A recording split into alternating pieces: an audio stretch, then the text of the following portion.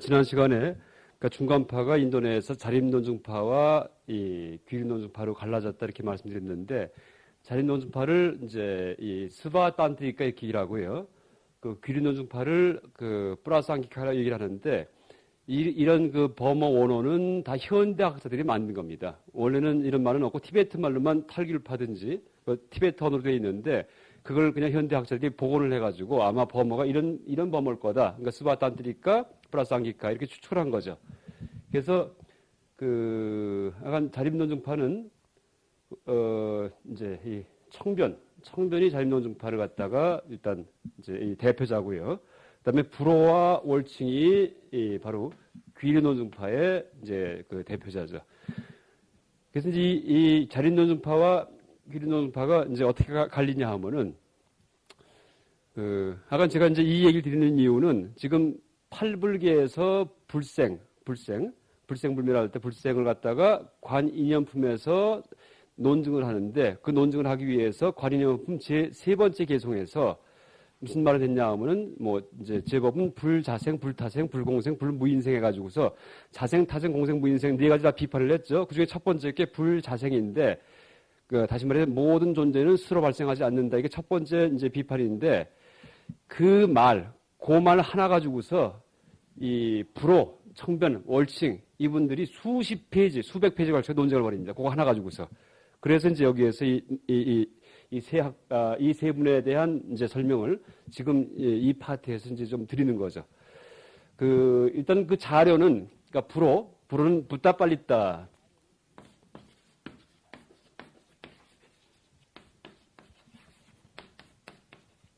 그러니까 붓다 빨리다가 이제 불호고요. 그러니까 호는 보호하다 할 때 호자를 쓰고요. 청변은 아까 이제 썼듯이 부하바 비백가, 월칭은 짠드라 키리띠 이렇게 돼 있죠. 범어 언어가. 그래서 이제 불호 스님이 이 중론에 대해서 이 주석을 붙여갖고 해설을 붙여갖고 책을 쓰신 게 있는데 그 책 제목이 근본 중론 불호주 이렇게 돼 있습니다. 근본 중론 불호주. 그러니까 지금 남아있는 거는 티베트어 번역만 남아있어요. 한문도 없고 범어 언어도 없고 티베트어 번역만 남아있죠. 근데 이 근본 중론 불호주에서 불호 스님이 이 중론 용구수 보살께서는 한 450개 정도의 송만 쓰셨는데 거기에 대해서 이제 이 불호 스님이 해설을 붙이셨는데 그 해설 붙이는 방식의 반기를 들고서 비판한 스님이 청변 스님이에요. 어디에서 비판했냐 하면은 바냐 등론에서 비판합니다. 프라즈냐, 프라디빠. 프라즈냐가 바냐고요. 프라디빠가 등불이고요. 그러니까 바냐의 등불. 에 대해서 이제 반야의 등불과 같은 그런 책이라는 뜻이죠. 반야의 등불과 같은 책. 이게 반야 등론인데 이 청변의 반야 등론은 한문 번역이 남아 있고요. 그러니까 한문 번역 신수대장경 이제 찾아보시면은 그 32권에 반야 등론이 있습니다. 반야 등론. 또 하나가 티베트 번역이 남아 있고요. 버머 원어는 없습니다. 지금 이제 없고. 근데 이제 한문 번역은 앞에 쪽에 좀 지금 이제 이 자립논증, 귀리논증의 논증파의 어떤 싸움이 시작된 그 내용에 대해서는 싹 빼버렸어요. 그러니까 워낙 난삽하기 때문에, 복잡하기 때문에 내용이 그게 다 없어져 있어요. 그래서 실제 우리가 연구할 때 티베트 번역본 갖고 연구를 합니다. 그러니까 자립논증파 사성 연구할 때, 반야 등론이고, 다시 또 후대에 청변 스님은 생존연대가 500년대 말에서부터 이제 500년대 말이죠. 그러니까 500년대 초에서 말까지 월칭 스님은 600년대고요. 600년대에서 한 660년까지. 이때가 이제 월칭 스님 생존연대고요. 청변이 돌아가신 다음에 월칭이 다시 탄생하죠. 동시대 사람이 아니에요. 다 불호가 제일 첫 시대. 그 다음에 이분 돌아가신 다음에 청변이 탄생해서 비판하죠. 그 다음 돌아가신 다음에 월칭이 또 청변 비판하죠. 불호를 옹호하면서. 그러니까 자기 할아버지, 선대의 이 불호를 옹호하면서 월칭이 이제 청변을 비판합니다. 이 월칭 스님은 쓰신 책이 뿌라산나 빠다. 이 뿌라산나 하면은 명백한, 깨끗한, 명백한 이런 뜻입니다. 빠다는 구절 이런 뜻이죠. 그래서 이제 중론에 대해서 명백하게 설명한 책이다 이런 뜻이죠. 이 뿌라산나 빠다. 그래서 이제 이 세 개의 책을 연구하며 이제 해가지고서는 이 사이의 논쟁이 어떻게 벌어졌는지 우리가 이제 규명을 할 수가 있습니다. 그리고 이제 이 내용을 보시려면은 제가 인도 철학 잡지, 인도 철학회에서 나오는 인도 철학 제9집에다가 제가 이 내용을, 이 논쟁을 아주 상세하게 설명해 놨습니다. 그래서 요게 이제 논문 별세본인데 제목이 중론에 대한 인명학적 주석의 가능성 이렇게 되어 있습니다. 중론에 대한 인명학적 주석의 가능성. 그리고 부제가 청변의 시도와 월칭의 비판 이렇게 되어 있죠. 그리고 이것은 실제 인도철학 잡지에서 아마 도서관에도 있을 겁니다. 이제 보실 수 있지만 또 하나가 제가 이제 홈페이지가 있는데 동국대학교 경주 캠퍼스 일단 검색하셔갖고 들어온 다음에 교수 소개해갖고 불교학 전공 들어와서 교수 소개 들어가면은 이제 제 홈페이지로 갈 수 있게 되어 있습니다. 그러니까 경주 캠퍼스는 모든 교수님이 다 홈페이지가 있어요. 학교에서 만들어준 게. 그래서 거기 자료실 혹은 이제 제가 강의 자료 이 위에다 속에다가 이걸 올려놨습니다. 옛날에. 그래서 혹시 나중에 공부하실 분들은 하여간 제가 썼던 논문은 다 올라가 있으니까 그러니까 이제 이 중론에 대한 이제 그 인터넷을 이용하시기 바랍니다. 그래서 이제 이 논쟁이 이제 어떻게 됐냐 하면은 이 근본중론 불어주에서 이 중론을 주석을 했는데 특히 모든 법은 스스로 발생하지 않는다. 그러니까 모든 존재는 스스로 발생하지 않는다. 라는 거에 대해서 불호 스님이 주석을 한 게 있는데 청변 스님이 어떻게 비판하냐 하면은 그런 주석은 3단 논법의 형식을 갖추지 않았기 때문에 남들이 설득될 수가 없다 이런 얘기를 이제 합니다. 그러니까 모든 주석은 3단 논법을 거쳐야지 3단 논법의 형식을 갖춰야지만 남을 설득할 수가 있다 이렇게 얘기를 하죠. 청변 스님이. 왜 그랬냐 하면은 이 청변 스님 당시에 어떤 분이 계셨냐 하면은 진나가 이제 디그나가 혹은 이분을 갖다 딩나가 그러니까 N자 위에 점이 찍히면 이응 받침입니다. 혹은 한자의 논서에서는 대역용보살 이렇게 되어 있죠. 대역용. 그러니까 용용자 써가지고 이분이 누구냐 하면은 불교 인명학을 갖다가 처음 창시한 분이에요. 그러니까 불교 인명학을 처음 이제 집대성한 분이 디그나가라는 분인데 인명학이 불교 논리학이고 불교적인 3단 논법에 대해서 연구하는 3단 논법, 실로지즘 이게 이제 불교 인명학인데 그 청변 스님 당시에 이 인명학이 대유행을 해요. 그래서 서로 불교도 하고 외도 하고 싸울 때도 인명 갖고 싸우는 거예요. 그러니까 논리 갖고서. 그러니까 3단 논법을 세우면은 거기서 오류를 지적하면서 다른 3단 논법 세우기도 하고 이러면서 논쟁이 막 계속되죠. 그런 분위기였기 때문에 중론이라고 해서 이 3단 논법 그런 논쟁 싸움에서 예외일 수는 없다는 얘기예요. 이게 청변 스님의 주장이에요. 그러니까 중론을 해석할 때도 남들 하듯이 우리도 3단 논법 써야지만 중론의 가르침을 알려줄 수 있을 거 아니냐. 이러면서 중론에 3단 논법을 도입을 합니다. 다시 말해 지인나, 디그나가의 인명학을 도입을 한 분이 바로 자립논증파의 이 청변 스님이죠. 그러면서 이제 이 3단 논법이 불호의 근본중론 불호주 여기에는 전혀 도입이 안 돼 있기 때문에 그건 잘못된 주석이다. 그렇죠? 성의 없는 주석이다. 이렇게 비판을 하죠. 그러면서 이제 3단 논법을 도입을 했는데 거기에 대해서 나중에 후대의 월칭이 다시 탄생을 해가지고서 그럴 필요 없다 하면서 비판하는 거예요. 왜? 3단 논법 해왔자 상대방이 설득 안 된다는 얘기예요. 왜? 이쪽 3단, 또, 10대 또 하나, 이제 중론은, 그러니까 3단 논법을 써서 주장을 하는 게 중론이야, 라는 얘기예요. 중론의 가르침은 다만 비판만 할 뿐이지 어떤, 먼저 이제 그런 얘기 드렸죠. 그러니까 부처님 깨달으면 내용이 없다. 또 공사상도 내용이 없는 거예요. 아무것도 없어요. 그런데 뭐 주장할 게 뭐가 있겠어요. 무슨 주장이 있어야지만 그걸 3단 논법으로 쓸 텐데 아무 주장도 없는 것이 공사상이에요. 남만 비판만 할 뿐이지 파사현정, 파사만 하는 것이 이 중론이기 때문에 그러니까 중론을 주석할 때는 3단 논법을 제시하는 게 아니고 그러니까 자립하는 게 아니고 스스로 세우는 게 아니고 다만 상대방만 헐뜯으면 된다는 얘기예요. 내가 세울 것 없이 귀리 논증 상대방을 오류에 빠뜨리기만 하면 되지 우리 스스로 3단 논법 제시할 필요 없다. 그래도 안 되고 제시해서도 안 되고 이게 이제 귀리 논증파의 월칭 스님의 주장이죠. 그런데 이제 후대가 돼서 이 양학파가 이제 쭉 갈려갖고 그 밑에 제자가 엄청나게 많이 나옵니다. 그래서 이게 이제 자립 논증파와 기리 논증파의 그 논쟁의 큰 이제 이 줄거리인데, 그러니까 다시 얘기 드리면은 불호 스님은 아무 의식 없이 중론을 해설했는데, 그렇죠? 아무 의식 없어서 자립 논증, 기리 논증, 인명학 아무 관심도 없어요. 그냥 해설만 한 거예요. 그냥 그랬는데 청변 스님이 후대에 나와서 아이고 3단 논법 안 썼다. 이건 잘못됐다. 비판하면서 반의 등론을 저술을 해요. 3단 논법을 써서 중론을 다 주석합니다. 3단 논법 써가지고. 반의 등론을 보면은 3단 논법, 불교적인 3단 논법이 계속 등장을 합니다. 그랬더니 월칭 스님이 다시 또 후대에 탄생을 해가지고서 불호 스님을 옹호하면서 불호 스님 같은 주석이 오는 거다 하면서 3단 논법 쓸 게 아니고 상대방만 오류에 빠뜨리면 된다. 이렇게 얘기를 하는 거죠. 이게 이제 큰 줄거리죠. 그러면 이제 다시 이 청변 스님이 어떤 식으로 3단 논법을 썼냐 하면은 이제 이게 또 문제가 돼요. 어떻게 썼냐 하면은 그냥 3단 논법을 쓴 게 아니고 그 어떤 단서를 달아요. 단서가 뭐냐 하면은 그 진제 속죄할 때 진제가 승의제죠, 승의제. 그러니까 진제의 차원에서는 하는 단서를 달아요.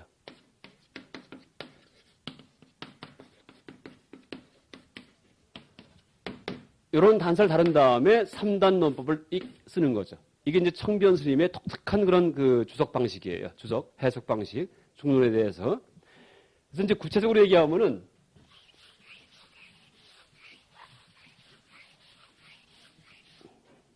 아까 이제 첫 문장 하나 갖고서 싸웠다는 얘기를 했죠. 첫 문장 하나. 그러니까 모든 법은 스스로 발생하는 것이 아니다. 이거 하나 갖고 이제 막 논쟁이 됐는데 청변 스님이 어떻게 이걸 주석하냐 하면은 그 지인제의 차원에서는 하고 단서를 다른 다음에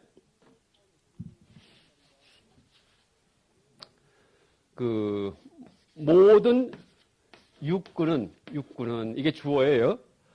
스스로 발생하지 않는다.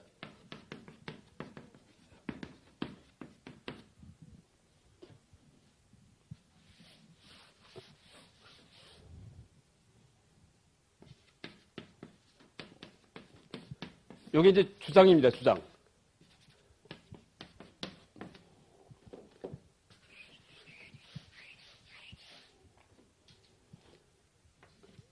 그 다음에 이제 이런 주장을 했으면은 왜 그런지 근거를 대야지 돼요. 근거가 뭐냐 하면은 지금 존재하고 있기 때문에.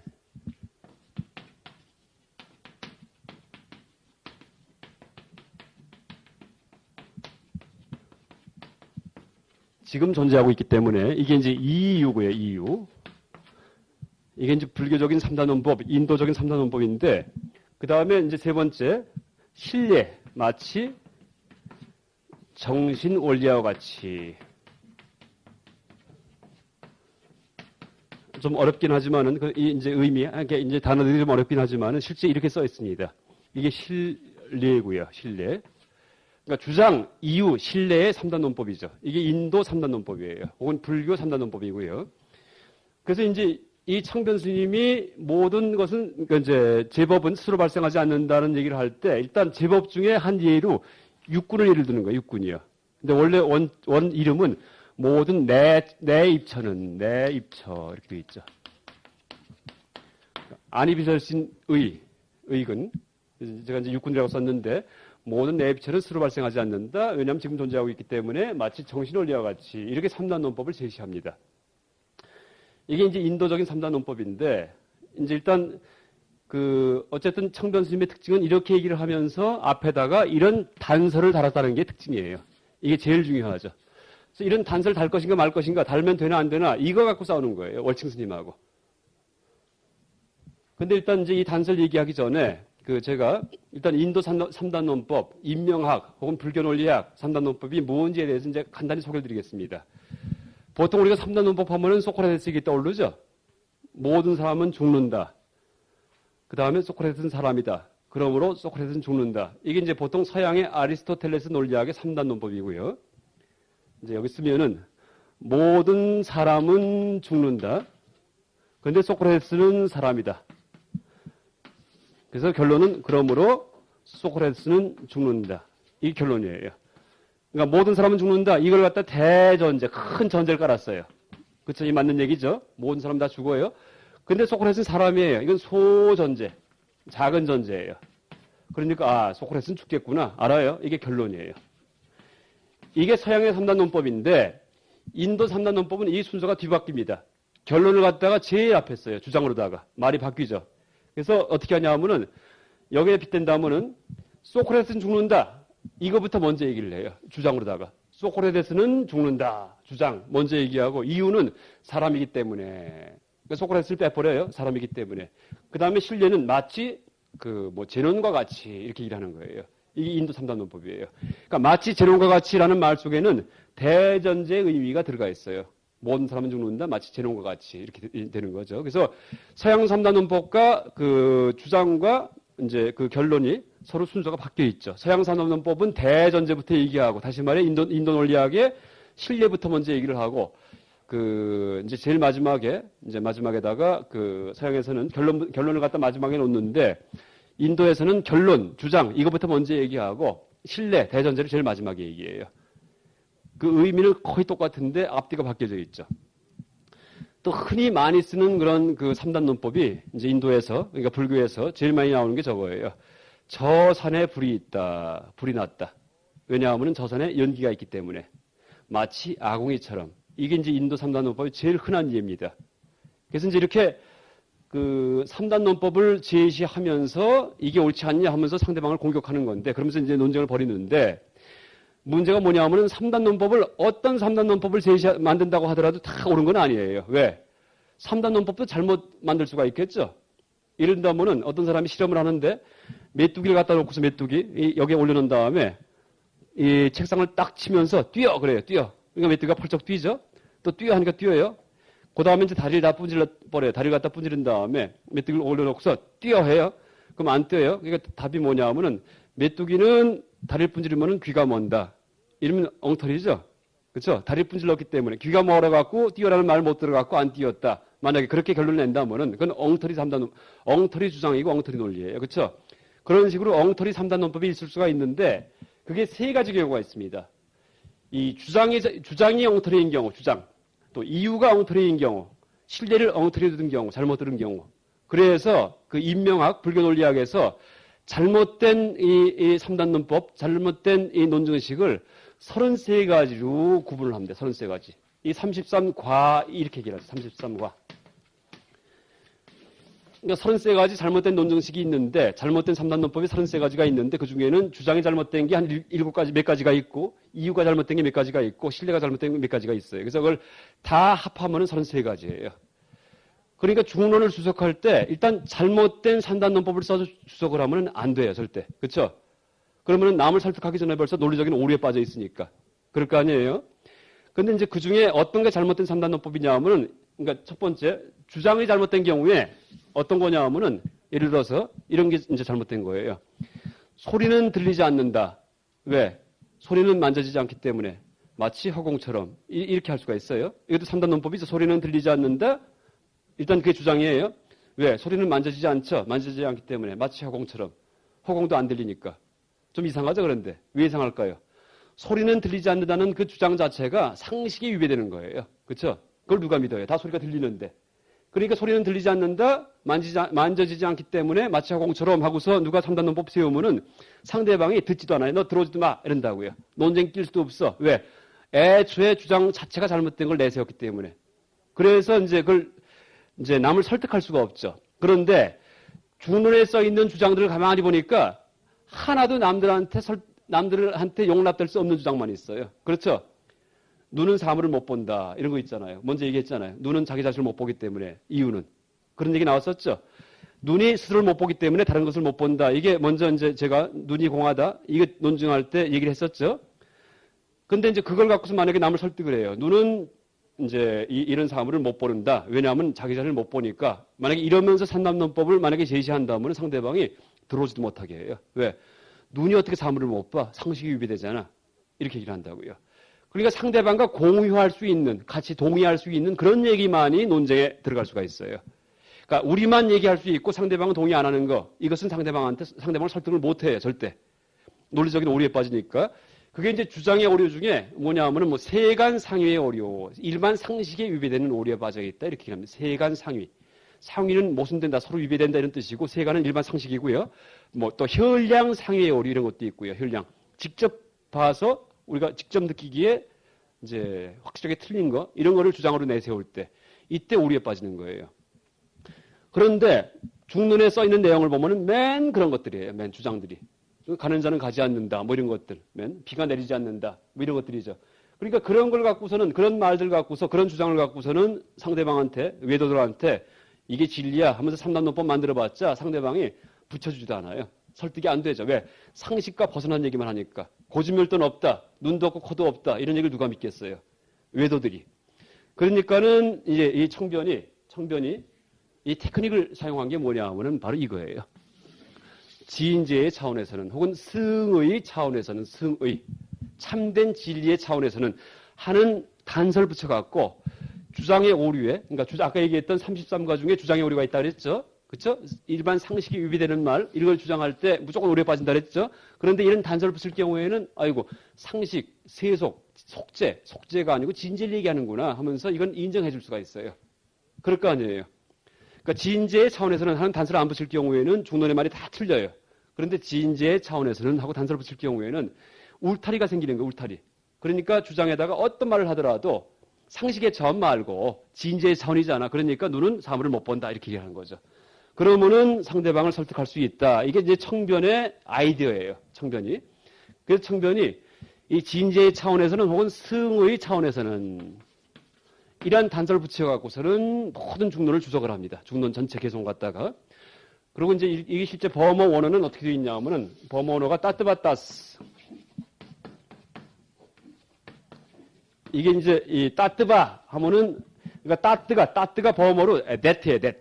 따뜨, that. 영어의 that이죠. 저것. 따뜨바 하면 저것임 이런 뜻이에요. 저것임. 이게 따뜨바가 뭐냐면 진리예요. 진리. 따뜨바 하면은. 따뜨바 따스는 따스가 붙으면은 어떤 뭐뭐로부터 뭐뭐의 입장에서는 이런 뜻이에요. 그러니까 따뜨바 따스 하면은 승의의 차원에서는 승의로부터 볼 경우에 이런 뜻이에요. 그러니까 진제의 차원에서는 진제로부터 볼 경우에 이런 단서를 붙여갖고서는 이제 모든 논정식을 이제 만드는데 이게 한문으로 어떻게 번역되냐 하면은 한문 논수에 진고 이렇게 써요. 진고. 그러니까 청변 스님의 저수를 현장 스님이 저수를 할 때 이 따뜨바따스 승의 차원에서는 이걸 갖다가 진고 이렇게 번역을 하세요. 그러니까 우리가 한문 인명학 책을 보면서 진고란 말을 갖다가 어떻게 저렇게 해석을 할 수가 있어요. 그렇죠? 그러니까 이제 범어원의 대조에서 이게 약속이구나. 진고하면은 승의 차원에서는 진제 차원에서는 그렇게 해석해야 되는구나 하고 알고 있어야지 돼요. 그러니까 실제 우리가 한문 인명학 책을 보기 위해서도 실제 이런 범어든지 이런 것과 대조가 필요하죠. 그러니까 한문 인명학 책도 범어를 통한 인명학 공부를 미리 좀 하지 않으면은 전혀 읽지 못해요. 너무 힘들어갖고. 그 번역 용어가 어떤 약속같이 되어 있기 때문에. 그래서 이제 이 진고 혹은 승의의 차원에서는 따뜨바따스 이런 말을 단서를 단 다음에 주석을 하죠. 그러면서 청변 스님이 이제 이렇게 주석하면은 상대방도 설득할 수 있다. 이렇게 이제 주장을 합니다. 근데 여기에 대해서 월칭이 반대하는 거예요. 어떻게 반대하냐면 5가지 이유를 두는데 승의의 차원에서는 이라고 단서를 달아봤자 상대방 외에도는 지인속 이제설을 인정 안 하는데 저거 무슨 인정하겠냐 이렇게 얘기하죠. 저 얘기는 지인속 이제설을 인정하는 그런 사람들에 한해서는 쓸 수 있지만은 외도일 경우에는 이제를 몰라요. 진속 이제. 그럴 경우에 저거 붙여봤자 설득 안 된다는 얘기예요. 승의가 뭔데 하고 물어볼 거 아니에요. 진제가 뭔데 하면서. 네 마음대로 진제 붙이냐 하면서 설득 안 당한다는 얘기. 이게 첫 번째 이유예요. 외도는 이제 저런 걸 붙여도 그 설득이 안 된다 하면서. 그래서 이제 5가지 이유를 쭉 얘기하는데 이건 뭐 지금 얘기해도 아마 재미가 없을 거예요. 그래서 스님들 아까 말씀드렸듯이 인도 철학이라는 잡지 제9집을 보시든지 그러니까 중론에 대한 인명학적 주석의 가능성이라는 논문을 아니면 제 홈페이지 들어와서 이걸 다운받아갖고 이제 한번 읽어보시기 바랍니다. 어쨌든 이 자립논증파와 이 귀린논증파의 논쟁은 이런 단서를 붙여서 주석을 할 것인가 아니면 이런 단서 필요 없이 상대방만 논리적 오류에 빠뜨리게 할 것인가 이제 이걸 갖고 싸운 겁니다. 그래서 월칭은 하여간 상대방만 오류에 빠지게 하면 된다. 그러니까 상대방이 무슨 말을 할 경우에 거기 모순만 지적하면 된다. 이게 월칭이에요. 그죠? 이게 중론의 올바른 주석 방식이다. 그런데 이제 후대가 돼가지고서 그러면 누가 더 영향을 많이 미쳤냐, 후대. 이렇게 보면 월칭이 이긴 것 같은데 실제 후대에 영향을 크게 미친 분은 청변이에요, 청변. 그러니까 청변 이후에 먼저 제가 이제 티베트 불교에 들어간 까마라 신라 샨타락시타, 그쵸? 중국 스님하고 이제 논쟁했다간 허리가 졸라 죽었던 이런 분들이 전부 다 이런 승의에 있어서는 그러니까 청변의 후계자들이에요. 또 현장 스님, 현장, 삼장법사, 서유기의 주인공, 손오공이랑 저팔계 사오정 됐고서 인도 갔다 온 분이 계시죠? 현장 스님이 배운 인명학이 바로 이 청변 거예요. 현장 스님이. 그래서 현장 스님이 논소해 보면은 이 단서가 계속 붙어 있어요. 모든 얘기를 할 때 현장 스님이. 또 현장 스님이 인도에서 명성을 날린 적이 2번이 있는데 그 인도에서 대천재로 소문이 났죠. 10년, 한 15, 16년 동안 인도에 계셨는데 현장 스님이 인도에서 나란다 대학에서 공부하시고 전체 다 돌고서 이제 돌아오셨는데 인도 내에서 이 인명학 갖고서 논증식을 하나 만들어 갖고 아주 이름을 날려요. 근데 이 논증식을 아무도 비판을 못 해요. 근데 현장 스님이 만든 논증식이 바로 이 청변식이에요. 청변. 그러니까 뭐냐면은 현장 스님이 만든 논증식이 그 비량이 이 논증식입니다. 추리식, 논증식, 3단 논법. 근데 마음법 유식을 증명하는 논증식을 만들죠. 모든 게 다 마음이다 하는 걸 증명하는. 그래서 이제 그걸 3단 논법화 하는데 그 앞에다가 전제다는 거예요. 승리에 있어서는 하고서. 그래서는 이제 그걸 아무도 인도의 대논사들이 하나도 논파를 못 해요. 그래서 이제 인도에서 중국으로 돌아오시죠. 그랬는데 그 논증식이 신라의 소문이 나요, 신라에. 근데 원효 스님이 그걸 보고서는 그걸 비판을 해요. 틀렸다고. 그러면서 쓰신 책이 뭐냐면 판비량론이에요. 판비량론. 들어보셨죠? 원효 스님 책에 여러 가지가 있는 대승기시론서, 금강산매경론 여러 가지가 있는데 그중에 판비량론이라는 게 있습니다. 판비량론.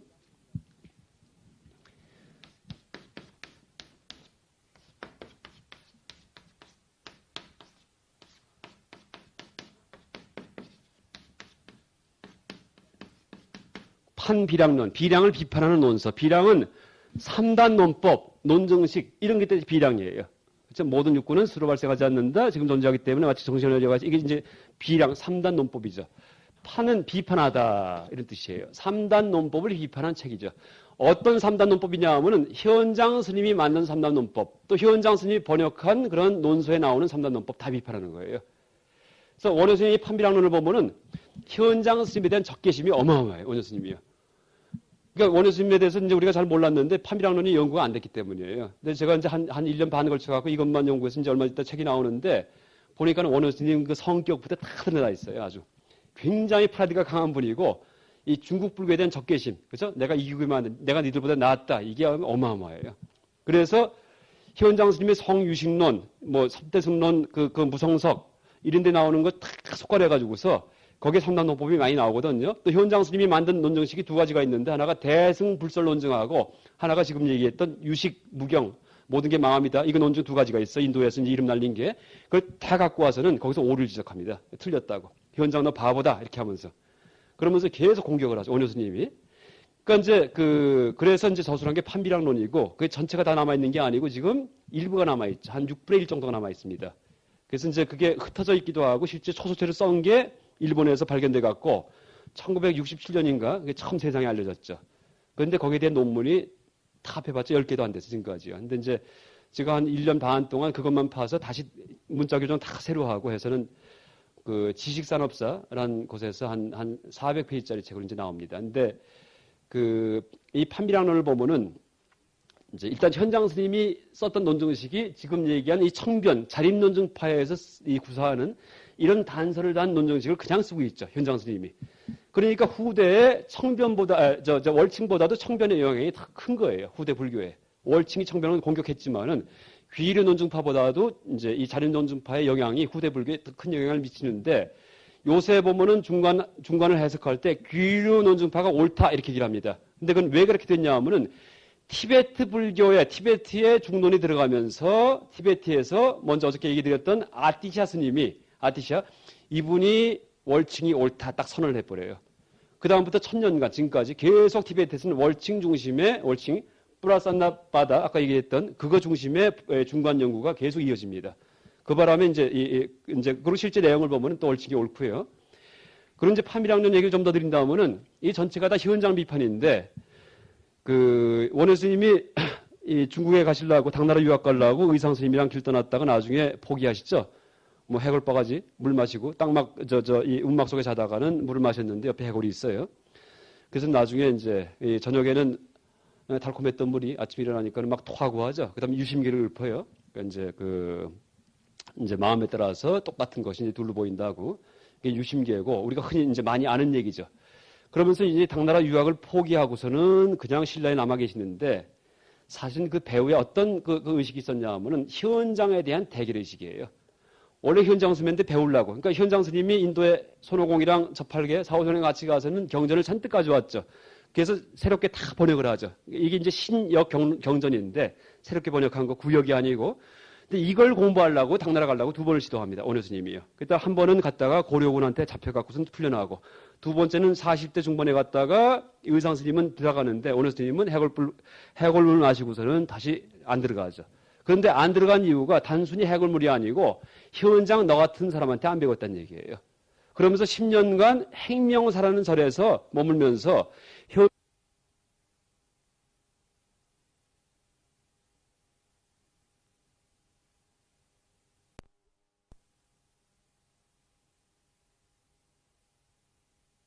현장에 대한 대결의식이고 짐작컨대 아마 그게 그 당시가 통일신라, 그러니까 이제 막 삼국시대 말기고 당나라의 힘을 빌어갖고 고려 백제 물리친 다음에 신라가 통일하려고 했더니 웬 당나라 군인들이 신라를 먹으려고 하죠. 그러니까 김유신이 앞에 나가서 당나라 싸우죠. 그래서 물리치죠. 그래서 당군이 물러나죠. 우리나라가 대국을 물리친 마지막 시점이 바로 그때예요. 그러니까는 피비린내 나는 싸움이 막 벌어질 때 원효스님이 공부했던 때거든요. 근데 물론 그분 책에는 그 싸움 전쟁 얘기는 하나도 안 나오죠. 근데 아마 그런 걸 보면서 당나라에 대한 대결의식, 그죠? 저놈들 우리가 이기고야만 한다. 아마 이런 의식이 마음에 품어지면서 현장 스님한테 배우려다가 에이 버려버리고 그럴 거 아니에요. 만약에 우리가 미국 유학 갈래다가 갑자기 미군들이 와가지고서 다 죽여봐요. 그러면 미국 가서는 무슨 예를 들어 촘스키한테 배우러 갈래다가 에이 들어한 다음에 촘스키 책 보고서는 틀린 거 다 지적을 해가지고서 다시 보내겠죠. 이게 원효스님의 판비량론이에요. 판비량론.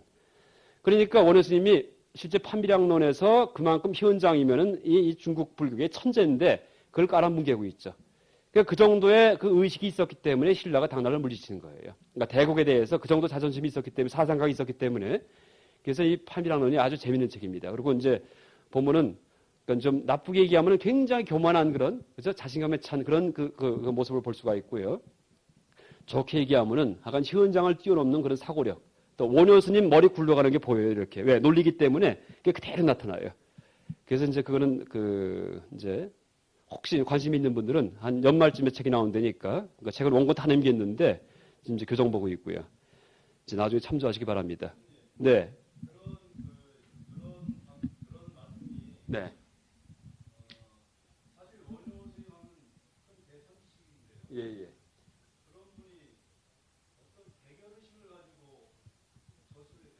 근데 그 판비량론에 그 문투가 그래요. 그러니까 제가 예를 든다면은 현장 스님의 제자 중에 문계법사라는 분이 있었는데 현장 스님의 유식비량을 보고서는 문계법사가 감탄한 다음에 이제 뭐라 그러냐면은 이런 그 논정식에서 오류를 찾는 사람이 있으면은 내가 그 신하가 되겠다 이렇게 얘기해요. 문계법사가 당나라에서.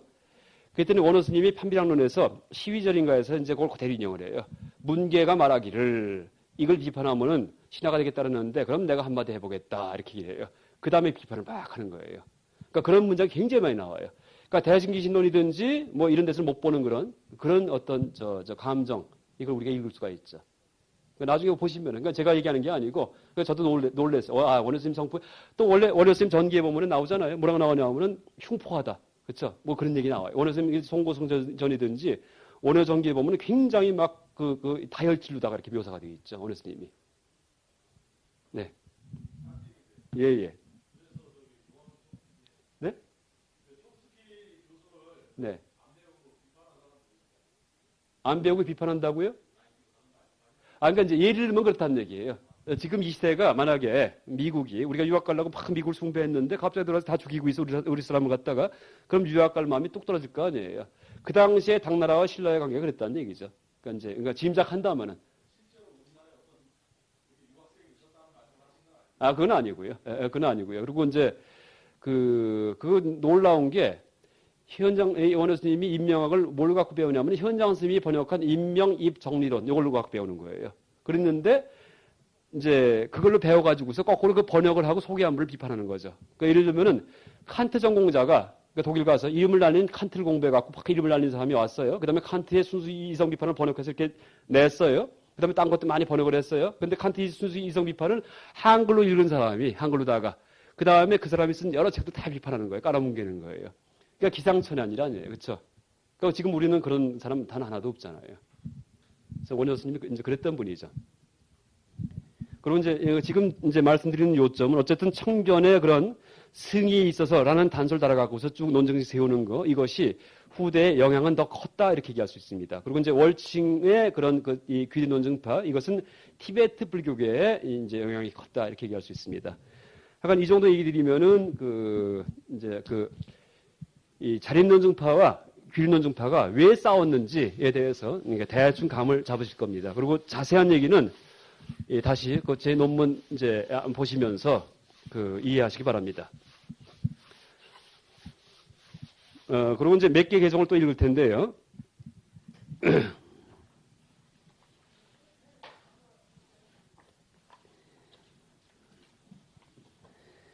이제 이거 다 볼 수는 없고 이제 명확한 것 몇 가지만 이제 읽겠습니다. 39페이지에 7번 개성을 보세요. 39페이지 7번 개성이요.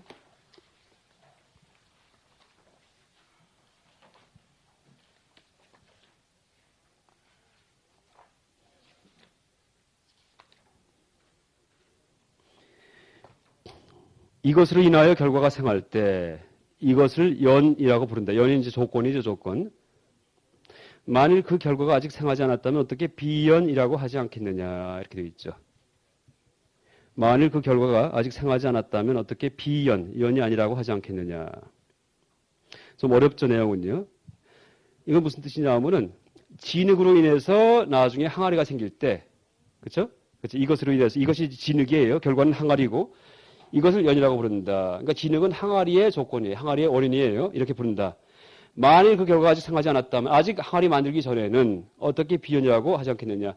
아직은 항아리의 조건이다 라는 말을 못 붙인다는 얘기예요. 그러니까 쉬운 말이죠. 그러니까 항아리 공장에 진흙이 쌓여 있는데 항아리를 만들고 나야지 아까 그것이 항아리의 원인이었구나 이렇게 말을 하는 거지 항아리 만들기 전에는 이름이 없다는 얘기예요. 기와를 만들 건지 벽돌을 만들 건지 알 수가 없으니까 이제 그 얘기를 하는 거죠. 그러니까 장작이 아무리 많이 쌓여 있어도 불이 붙어야지 장작이지 불 붙기 전에는 장작이다 이런 말 못 붙인다는 얘기예요. 장작으로 인해서 불이 생할 때 장작을 이제 불의 조건이다라고 부른다. 만일 불이 아직 붙지 않았다면 어떻게 이 불의 조건이 아니라고 하지 않겠느냐 이렇게 있죠. 말은 좀 이상하지만은 복잡하지만은 어쨌든 장작이 아무리 많이 쌓여 있어도 결과가 발생해야지 아까 그 원인의 정체를 알 수가 있다는 얘기죠. 그 다음에 이제 또 넘어가서요. 네.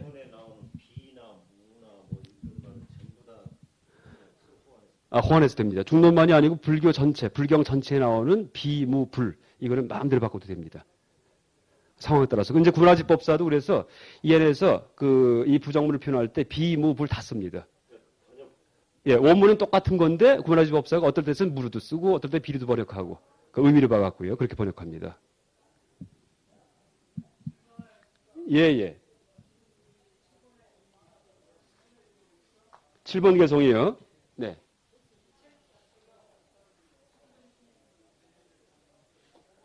이 책이요. 이 7번 개성, 제가 네모 박스 속에 선을 그어놨죠? 이 아래에 있는 것은 용수보살에 직접 쓰신 겁니다. 용수보살. 한문은, 원문은 밑에 있는 범어고요. 7번 밑에 있는 범어고, 한문은 그것을 구마라지 법사가 번역을 한 거고요. 한글은 제가 그냥 번역해 놓은 거고요.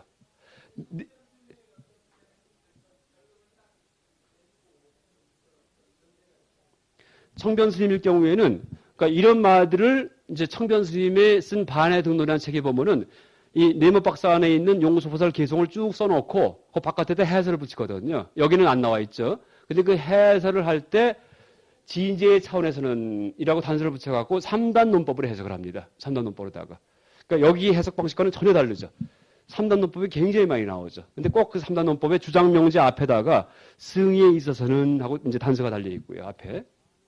이거는 나중에 반야 등론, 신주대장경에서 찾으셔서 그렇게 보시면은 진고, 뭐 이런 말이 계속 써 있습니다. 그러니까 청변 스님의 반야 등론을 찾아보시면은 확인할 수가 있죠. 그 주석을.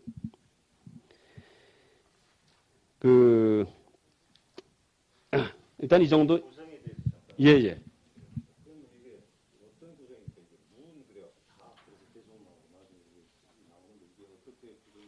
구성이에요? 일단은 이게 이제 중론 청목소죠, 청목소. 예, 풀정자, 눈목자 써가지고요. 그러니까 네모 박스 바깥에 있는 것들이 다 청목스님의 해설이고요. 예. 네모 박스 안에 있는 것만이 용수보살이 직접 하신 걸 번역한 거고요. 문답이 전부 다 청목소에 나온 겁니다. 청목스님 자신이 문답을 가정해갖고 그렇게 했을 수도 있고, 실제 그런 문답이 있을 수도 있고요. 그럼 알 수가 없고요. 근데 이제 보통 모든 논서가 문답 형식으로 되어 있기 때문에 아마 일부러 그렇게 형식을 갖춘 것 같습니다. 그러니까 문도 누군지를 모릅니다. 근데 대개 이제 아비달마 논사일 수가 있고, 외도일 수도 있고요. 문이라고 써 있는 게요. 그리고 고딕체로 써 있는 거, 이제 지난 글씨요. 이것은 전부 다 상대방 말이고요. 제가 이제 고딕체로 표현한 게. 그리고 적대자죠. 중간 쪽 말고, 용수보살 쪽 말고, 청목 쪽 말고 상대방이고요. 그러니까 중간파가 아닌 사람들. 그리고 이 명조체 보통 글씨체로 써놓은 것은 용수보살이든지, 이 청목스님, 당신의 말이고요. 네. 그리고 이제 줄 긋고 밑에 있는 각주, 이거는 제가 쓴 거고요. 밑에. 하단에 있는 각주들이 있죠? 각주. 이거는 제가 그냥 써놓은 거고요. 그 다음에 이제 이 중론서 제가 이 중론 논리 얘기할 때 내포의 오류, 배제 오류 얘기를 드렸는데, 그러니까 1구 비판, 2구 비판이었죠. 근데 중론 이 구성 방식이 아주 일률적입니다. 뭐냐 하면은 내포의 오류, 배제의 오류. 그러니까 비가 내린다 할 때 이제 빗속에 내림이 있기 때문에 두 번 내리는 게 된다. 이건 내포의 오류고요. 비가 내린다고 할 때 빗속에 내림이 없다 하면은 사시 유비된다. 이것은 배제의 오류고요. 그 얘기를 하기 전에 뭐부터 하냐면은 비가 없으면 내림도 없고 내림이 없으면 비도 없다. 이 말부터 합니다. 다시 말해 연기 공식부터 먼저 얘기를 합니다. 연기 공식. 그래서 이제 이걸 공식으로 쓴다면은 A 없으면 B 없다. A가 없으면은 B가 없다. 보통 우리가 연기 얘기할 때 이것이 있으면 저것이 있고 이것이 없으면 저것이 없다 이렇게 얘기를 하잖아요. 그 중에 뒤에 거 이것이 없으면 저것이 없다. 이것을 먼저 제시하고 그 다음에 이제 제1구 비판, 그 다음에 제2구 비판. 그러니까 거의 모든 품들이 이런 구성으로 되어 있습니다. 그러면서 A, B라는 이 내용만 바뀌는 거죠. 요것만 대입이 달라지는 거예요. 아주 공식이죠, 이 공식. 그래서 예를 든다면은 제가 조금 다른 보기 쉬운 예를 이제 든다면은요. 89페이지 보세요. 89페이지예요.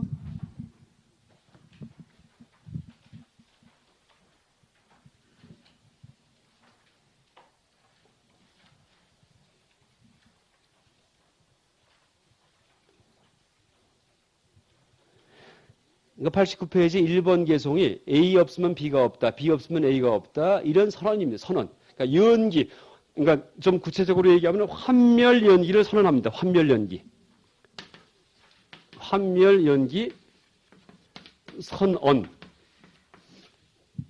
환멸 연기 선언이 먼저 제시가 되죠. 그래서 이런 연기에 의거해서 1구 비판하고 2구 비판하고 이렇게 됩니다.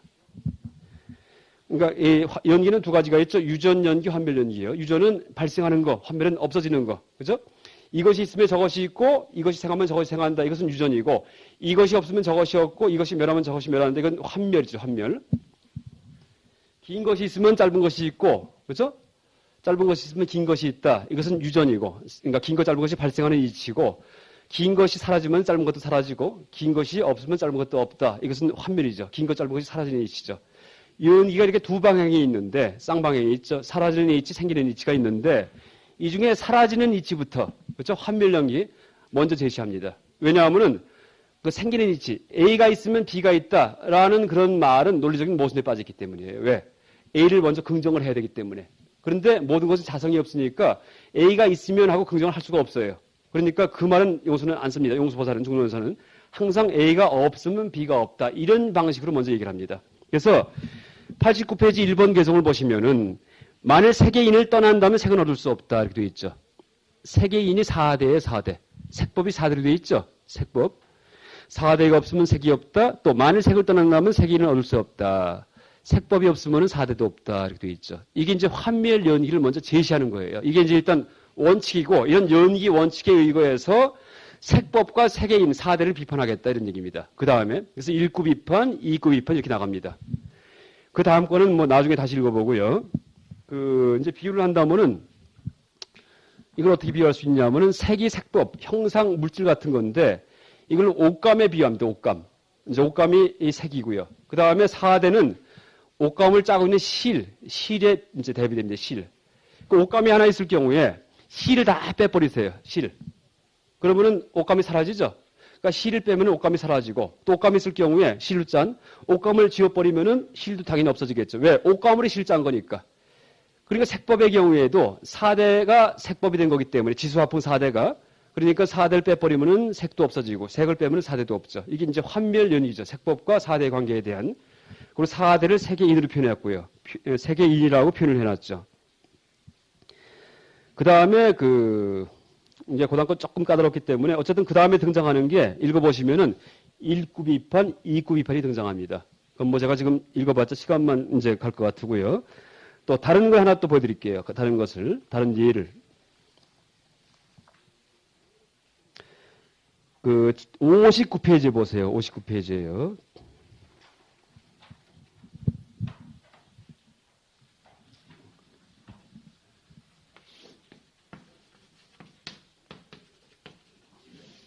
이 환멸연기 선언이 연기적인 토대를 먼저 제시하는 거예요. 그러니까 중론은 전체가 사실 중론해도 되고 연기론 해도 됩니다. 연기. 그러니까 연기를 그냥 보여주는 그런 논서죠. 혹은 공론해도 되죠. 공론. 빌공자. 연기, 공, 그다음 중도 이 세 가지를 보여주는 논서가 바로 이 중론이죠. 이게 먼저 이제 이 연기를 보여주기 위해서 연기 공식부터 제시하는 거예요. 그러니까 7번 보세요. 가는 놈을 떠나서는 가는 작용을 얻을 수 없다. 가는 작용이 없는데 어떻게 가는 놈이 있을 수 있겠는가. 말은 뭐 의문문으로 있지만은 어쨌든 같죠. A가 없으면 B가 없다. B가 없는데 어떻게 A가 있겠는가 이렇게 돼 있잖아요. 이 연기 공식이에요. 아까 4대가 없으면 색이 없다. 색이 없으면 4대가 없다. 똑같은 거죠. 이렇게 먼저 제시하고 나서 그 다음에 1구 비판, 2구 비판 이렇게 얘기를 합니다. 1구 비판, 2구 비판. 그래서 10번 개성을 보세요. 10번 개성. 61페이지입니다. 이렇게 이제 가는 놈과 가는 것, 가는 작용, 이게 연기 관계에 있는 거죠. 원래 누가 걸어갈 때 가는 자가 따로 있고 가는 행위가 따로 있고 이게 뭐 나누질 못해요. 근데 우리가 그걸 말로 표현할 때 가는 사람이 가는구나, 철수가 가는구나 이렇게 말을 할 수가 있죠. 근데 이제 10번에서 이제 비판하는 거예요. 그래서 만일 가는 놈이 가는 것을 갖는다고 하면 이렇게 되어 있는데 원래 이 법어 뜻으로 본다면은 만일 가는 놈이 간다면 이렇게 하면 됩니다. 가는 놈이 간다면 가는 것이 두 개가 있게 된다. 첫째는 가는 놈 할 때 가는 것이고 둘째는 간다 할 때 가는 것이다 이렇게 된 겁니다. 비가 내린다고 한다면은 내림이 두 개 있게 된다. 첫째는 비 할 때 내리는 거고 내린다 할 때 내리는 거고 그렇죠? 같은 구조입니다. 이게 바로 일구 비판이죠. 일구 비판. 다시 말해 수로가 간다는 수로의 의미가 가는 놈이라는 주어 속에 들어가 있다고 볼 경우에 생기는 중복의 오류를 표현하는 겁니다. 10번 개송이. 그 다음에 이제 11번 개송 보세요. 11번 개송.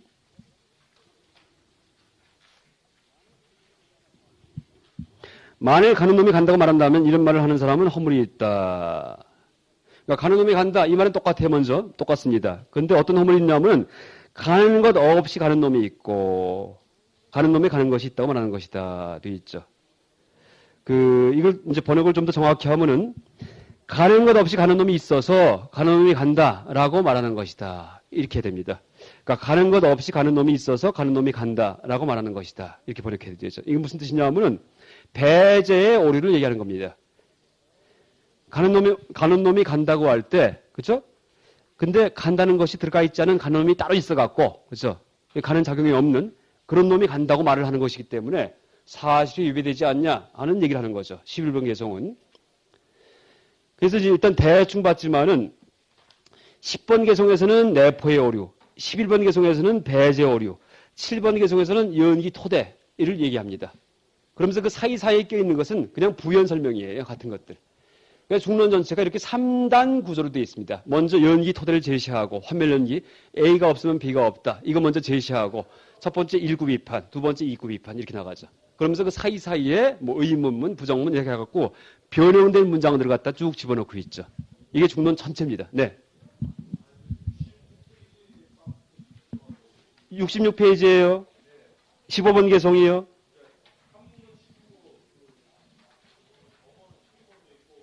숫자 다른 거예요.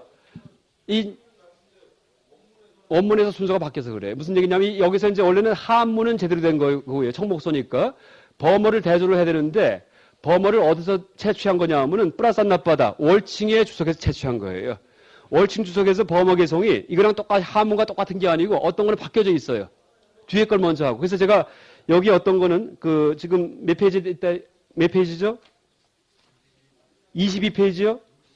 62페이지요? 62페이지 한번 보세요. 그렇죠. 62페이지 밑에 보면 하문은 11번인데 범어는 10번이죠. 그러니까 범어 플러스 한나바다에서는 그 박쇼 간다 이 말부터 먼저 해설을 붙이고 그죠? 그 다음에 위에 있는 거 가마네드베 62페이지 맨 위에 이게 뒤에 나온다는 얘기예요. 그래서 이게 제가 무슨 오자가 아니고 그 범어 주석사에 써 있는 순서에 저를 갖다 표시해 놓은 거죠. 예, 예. 네, 그렇죠. 그걸 붙여 놓은 거죠. 그렇죠. 같은 뜻을 갖다가 찾아간 거죠. 그러니까요. 순서는 다르게 돼 있지만은, 네. 그럼, 그렇죠. 12시 시작했으니까 여기까지 하고 내일 아침에 이제 마무리하겠습니다. 예, 감사합니다.